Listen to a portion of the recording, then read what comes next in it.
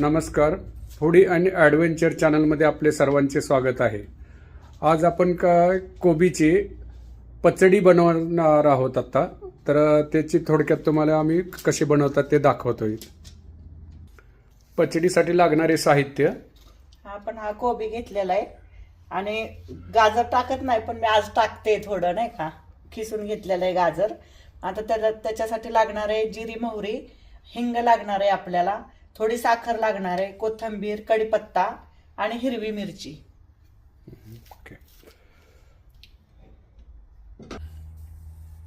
आपल्याला खिसलेला नारळ पण पाहिजे आहे, आपल्याला खवलेला असतो तो ओला नारळ.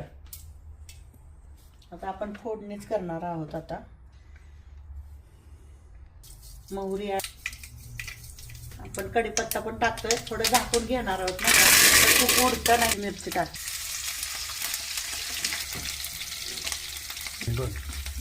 हिरवी मिरची पण घातली होती. आता आपण थोडा हिंग घालणार आहोत, नाही का. हिंगाने खूप छान टेस्ट येते, नाही का त्याला.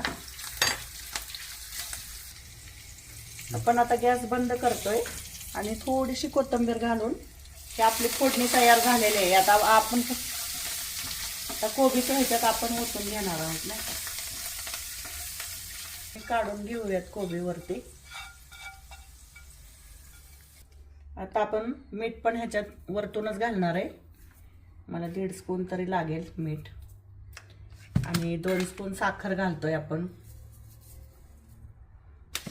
आणि ओला नारळ घालणार आहे त्याच्यात. पण आता हे काय हलवता येत नाही ना का बाउलमध्ये, तर मला हे ताटातच घ्यावं लागणार आहे. मी आता गाजर पण टाकून घेते ह्याच्यात ताटातच, आणि सगळं मी एकत्र मिक्स करणार नाही फक्त.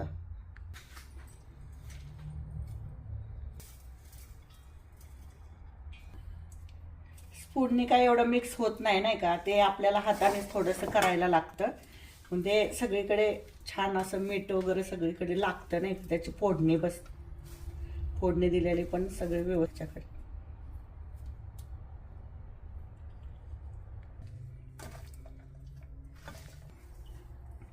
आता आपले सगळे मिक्स करून झालेले. थोडं हाताने केल्यावरच चांगलं मिक्स होतं, नाही का. ते मिक्स करून झालेलं आहे. आता आपण बाउलमध्ये काढून घेऊयात, नाही का. आपली आता पचडी तयार झालेली आहे. बघा किती छान कलर आलाय. एक छान आपल्या सॅलडला पर्याय पण राहतो हा छान. हा ना. आणि मुलं पण आवडीनं खातात.